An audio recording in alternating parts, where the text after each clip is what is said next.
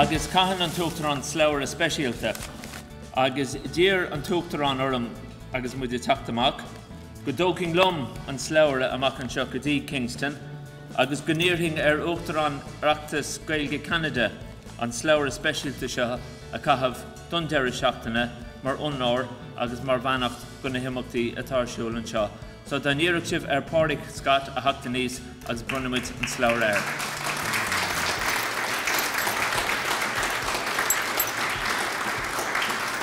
Tá mé anmhródúil agus mórtasach mbeidh agus aimhím go bíonn teanga agus an seanós go bin ama aitheantas agus go bhéh mo dhúchasa.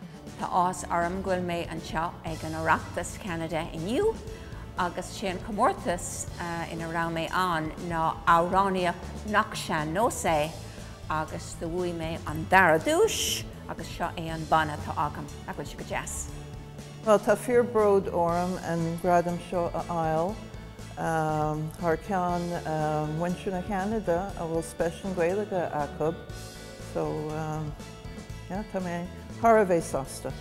Bhí buatóirí thar a bheith bha ar Comórtais, agus déireann gur bhain na moltóirí ansása as a bheith moltóireacht an seo, mar dúirt me níos túisce is fólamóirí go leor go na dtíanamh ghlacadh páirt na Comórtais, agus is ionta chun rud é gur chuir siad isteach an leir sin ama lífacht a bhaint amachchans le hórán. Mar bhí cuid go na hórán iontacht teachar ar fad, chula me oran mhaoinse casta go hálann ag ban as Canada an seo.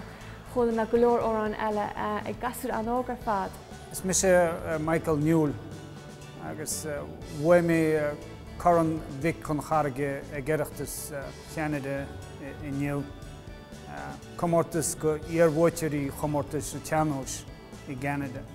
Is málam a bheith cána óráin ach bálam a bheith cána sa teachósta nó rud éige mar sin.